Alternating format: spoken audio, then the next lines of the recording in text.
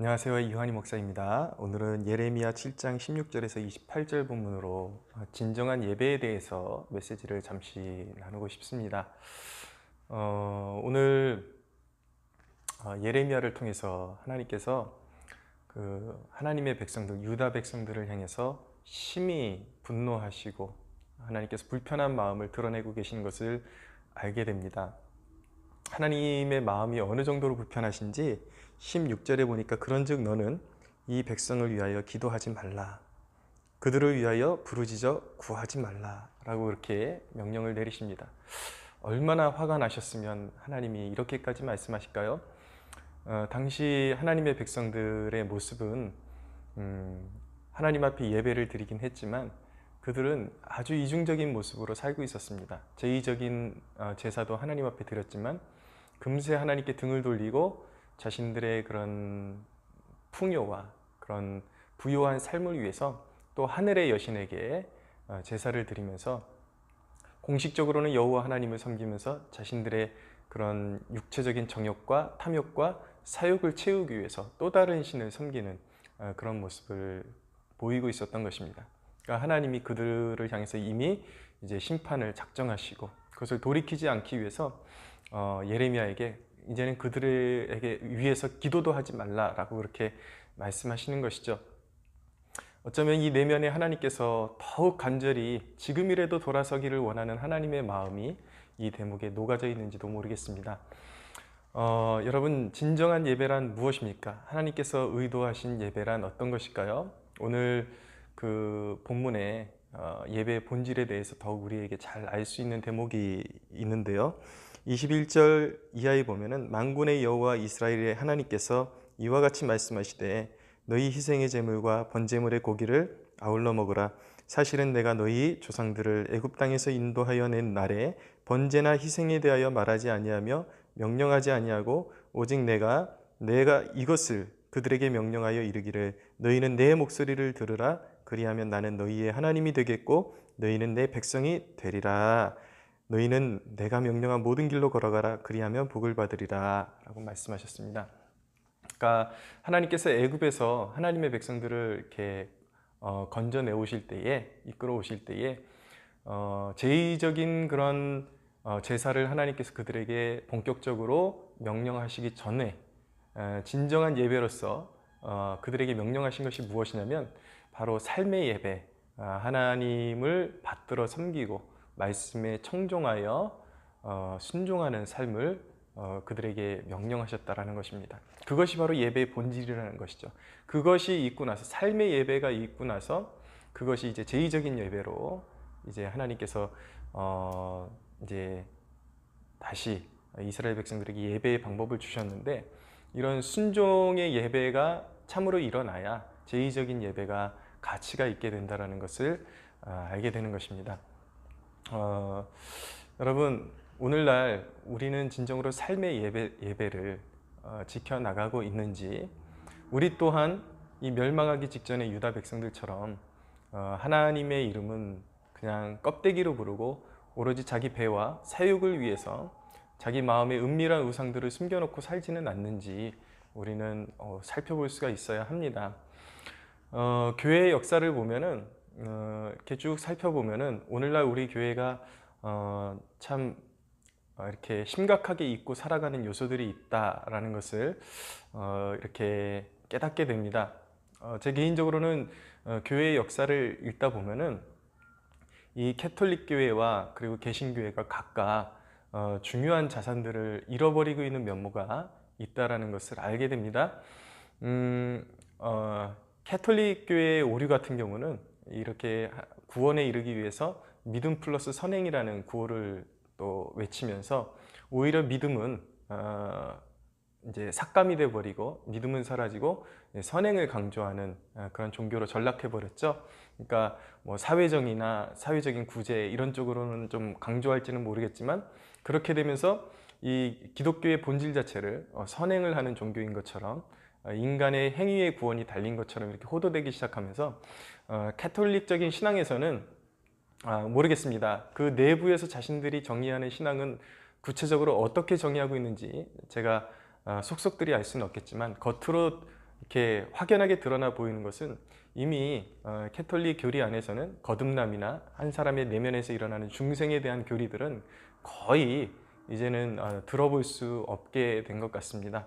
그래서 선행을 강조하다 보니까 이제 내면의 진정한 변화, 사실은 이건 굉장히 심각한 것이죠. 내면의 변화가 일어나지 않고는 진정한 그리스도인이라고 불릴 수 있는 근거가 아무것도 없는 것입니다. 근데 개신교의 문제는 무엇인가? 개인의 중생과 그 거듭남에 이제 포커스를 맞추다 보니까 저는 이런 현상이 일어나게 된 주 원인이 서로 경쟁 관계에서 신학적인 그런 경쟁 관계에 서다 보니까 한쪽을 반박하고 자기 것을 고수하기 위해서 반박에 반박을 거듭해오다 보니까 이제 우리에게도 필요한 중요한 살을 스스로 이렇게 잘라먹는 요소도 있지 않았나라는 그런 생각도 가지게 됩니다. 그래서 개신교는 개인의 중생, 체험, 어떤 성령 체험이나 어떤 개인의 그 내면의 변화를 굉장히 초점을 맞추는 반면에 어떤 자기를 부인하고 이렇게 선을 행하는 것들에 대해서는 여전히 강조가 되긴 하지만 비율적으로 그리스도 안에서 누리는 자유에 대한 강조는 많이 나타나지만 오히려 자기를 부인하고 그 십자가의 길을 걷고 또 하나님이 원하시는 그런 삶의 예배를 드리는 부분에 대해서는 개신교가 많이 잃어버리지 않았나라는 그런 판단을 내리고 있습니다.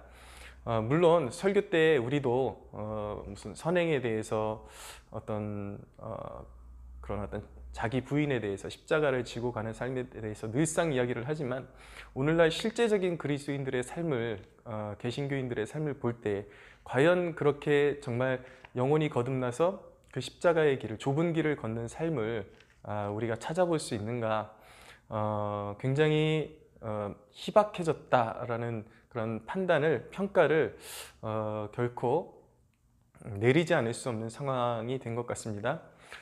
그런데 사실은 이 영혼의 중생, 이 거듭남과 그리고 삶의 예배, 어떤 자기를 부인하고 좁은 길로 따르고 십자가의 길을 걸어가고 내가 누릴 수 있는 것도 내려놓고 선을 행하는 것, 이런 것들은 사실은 고대교회, 그러니까 초대교회를 막 지나서 고대교회가 그래도 활력 있고 그런 어떤 교회의 정신이 살아날 때마다 나타났던 그 현상이 무엇이었냐면 그러니까 중세의 종교개혁이 일어나기 전에, 구교와 신교가 갈라지기 전에 한참 전에 교회 역사 가운데 일어났던, 그러니까 어떤 당시에 교회가 로마의 국교가 되면서 많은 영적인 부패가 또 일어났습니다. 계속 이 반복되는 그런 현상이었는데요.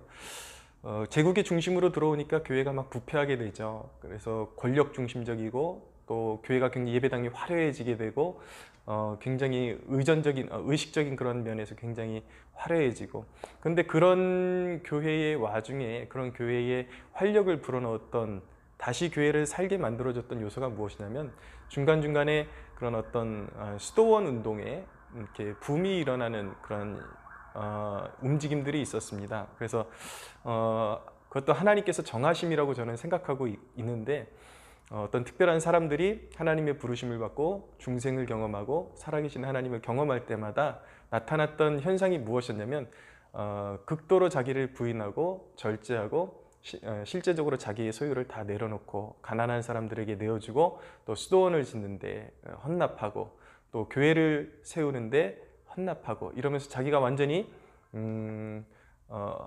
자기 것을 비우고 주님만을 추구하는 삶으로 그렇게 이제 돌아서는 모습들이 있었다라는 것이죠. 그러니까 종합하면은 오늘날처럼 교파에 따라서 어느 교파는 중생만 강조하고 어느 교파는 선행만 강조하고 이것이 아니라 정말 교회의 그런 썩은 교회의 숨결을 불어넣었던 그런 무브먼트들이 일어날 때마다, 그런 사람들이 일어날 때마다 특징이 무엇이었냐면 진정으로 중생을 경험하고 살아계신 주님의 그런 임재를 경험했던 사람들마다 그것을 자기 방종의 기회로, 이것은 내 영적 자유라고 말하는 사람들이 일어난 것이 아니라 실제적으로 주님의 말씀을 삶에 어떻게 해서든 적용하고 자기를 부인하고 주님을 따르기 위해서 애쓰는 사람들이 일어났다라는 것이죠. 그렇게 자기를 부인하고 선을 행하고 그렇게 자기의 그런 기득권들을 내려놓는 이런 사람들을 통해서 물질 그런 어떤 주도적이고 명예욕에 사로잡히고 또 교회가 겉으로 화려해지기만 하고 이런 이제 썩어가는 교회를 거기에 활력을 불어넣는 그런 역할을 이런 이제 그런 실제적인 중생을 경험하고 자기 부인을 경험했던 자기 부인의 길을 따랐던 사람들에 의해서 그런 교회의 생명력이 불어넣어졌다는 것을 우리가 다시 한번 눈여겨볼 필요가 있습니다. 이게 하나라는 것이죠. 우리가 진정으로 중생했다면 정말 그리스도를 향한 좁은 길 그리고 삶의 예배가 일어나야 한다라는 것을 알게 되는 것입니다.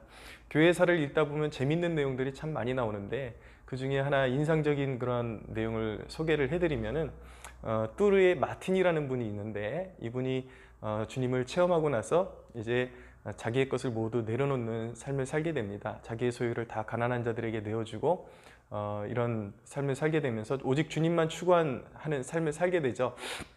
그러면서 가난한 자에게 나중에는 이제 다 나눠주고 나서 줄 곳이 없으니까 자기 모자의 반쪽을 떼어서 가난한 자에게 내어주었다고 합니다. 뭐 모자가 어떻게 생긴 건지 저는 잘 모르겠어요. 어떤 모자길래 그것을 반을 찢어서 줄 수 있는지는 잘 모르겠지만 그것이 실화로 남아 있거든요. 그래서 자기의 모자를 반쪽으로 찢어서 줬는데 그 밤에 이 마틴이 꿈을 꿨는데 주님께서 나타나셔서 이 마틴에게 이렇게 말씀하셨습니다. 이 작은 자 하나에게 한 것이 바로 내게 한 것이다 라고 말씀하시면서 굉장히 주님께서 그의 그런 선행을 기뻐하신다라는 것을 그가 알게 되면서 더욱 주님께 몸바쳐 헌신하게 되는 그런 삶을 살았다라는 일화가 있습니다. 그래서 이 모자 조각에서 채플이라는 단어가 나왔다고 하더라고요. 그래서 이 채플이라는 뜻은 작은 예배당이라는 뜻을 가지고 있는데 바로 이 마틴이라는 사람이 모자를 가난한 사람들과 나눈 것처럼 이 채플이라는 그 어원에는 이 소유를 나누다, 이 작은 것들을 나눠서 예수의 생명을 함께 나눈다라는 그런 뜻이 이 채플이라는 단어에 녹아져 있다라는 것을 이제 알게 되는 것입니다. 여러분, 여러분은 어떤 삶의 예배를 추구하면서 살아가고 있습니까? 주일날 예배는 드리고 그곳에 눈물도 있고 적지 않은 감동도 있고 그렇지만 일상에 있어서 여러분들은 진정한 예배자라고 하나님 앞에 고백할 수 있겠습니까? 저는 작은 목사이지만 제 삶에 있어서 어떻게 이렇게 삶의 예배를 드리려고 삶이 예배가 되게 하기 위해서 몸부림치는지 여러분들에게 조금 소개하자면 개척교회는 여러 가지 난제가 있습니다. 가장 큰 난제라 그러면 인력의 난제와 재정의 난제입니다. 개척교회는 언제나 그런 난제들에 부딪혀서 이것을 과연 뚫고 나갈 수 있을 것이냐 아니면은 이제 뭐 몇 주 내로 몇 달 내로 아니면 몇 년 내로 이걸 포기할 수밖에 없는 상황이냐 늘 이 문제로 싸우게 되거든요. 근데 그런 급박한 상황 가운데서도 그런 내 것을 소유하려는 욕심을 내려놓고 주님이 기뻐하시는 대로 재정을 사용하려고 하는 그리고 삶을 살아내려고 하는 모습이 바로 그런 삶의 예배를 추구하는 모습이라고 말씀드릴 수가 있습니다. 최근에 저희 교회 개척교회는 늘 그렇거든요. 특별한 상황이 아니라 이렇게 그 월세를 다 지불하고 나면 정말 10원도 남지 않을 때가 있습니다. 그러면 이제 혹시라도 다음 후원이 들어오면 이것을 어떻게 사용할까 고민하고 있다가 지금 당장은 우리 지금 생활에 필요한 그런 재정적인 여유가 10원도 없음에도 불구하고 아내와 의논을 합니다. 우리가 이번 달에 재정적인 부족으로 인해서 선교사님들에게 보내야 될 선교비를 우리가 내보내지 못하고 있는데 우리 아직 먹고 살만하니까 아직 쌀은 남아있고 하니까 다음에 누군가가 후원해주면 우리 바로 우리 거 먼저 챙기지 말고 선교사님들한테 보냅시다. 이렇게 아내와 의논을 하죠. 근데 너무나도 감사한 것은 아내도 흔쾌히 그것을 기뻐하고 하나님께서 보내주시면 하나님의 일에 먼저 우리가 보낼 수 있다는 것, 흘려 보낼 수 있다는 것 자체에 대해서 우리 부부가 얼마나 같이 기뻐하고 그것을 이렇게 소망함으로 우리가 그것을 소망함으로 함께 그 기쁨을 누리려고 하는지 모릅니다.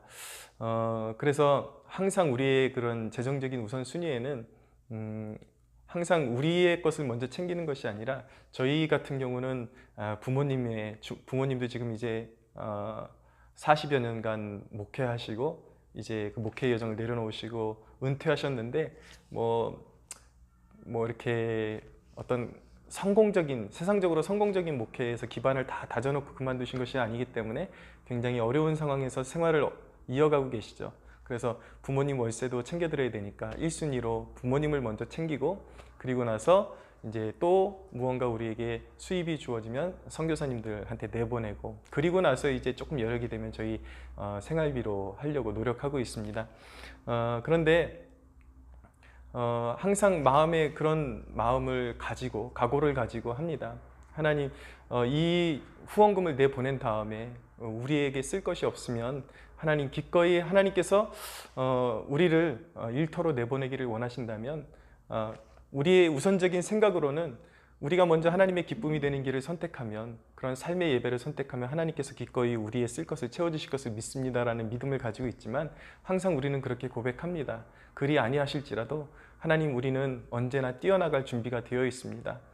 만약에 우리가 전임적인 사역을 하면서 여기서 복음을 전하고 기도하고 이렇게 예배하는 사역이 하나님께 기쁨이 된다면, 하나님 우리의 필요를 채워주시고, 만약에 하나님의 어떤 다른 섭리가 있어서 우리가 일터로 나가는 것이 하나님의 뜻이라면 지금이라도 준비되었으니 하나님 우리를 보내주십시오 라고 그렇게 고백하고 있습니다. 그래서 여러분, 이런 고백을 하는 것은 영상을 통해서 여러분들에게 어떤 다른 것들을 의도하고 절대로 이렇게 말씀드리는 것 아닙니다. 그것은 아니고, 지금도 우리는 고백합니다.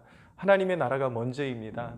진심으로 하나님의 영광을 위해서 살고 싶습니다. 설령 이곳에서 우리가 찬란한 어떤 목회의 그런 꽃을 피우지 못한다 할지라도, 하나님이 원하시면 최선을 다해서 우리가 먼저 누려야 될 것들을 다 내려놓고 이웃을 섬기고 선교지를 섬기고 또 부모님을 섬기고, 그러고도 그렇게 노력했지만 우리가 어떤 생활적으로 설 수 없는 그런 상황이 주어진다면, 하나님 원망하지 않고 우리는 기쁨으로 나아가서 또 열심히 벌어서 그걸로 또 그 가운데서도 교회에 활도리하고 더 하나님의 나라를 추구하면서 우리는 하나님의 기쁨이 되기를 위해서 우리는 전진할 것입니다.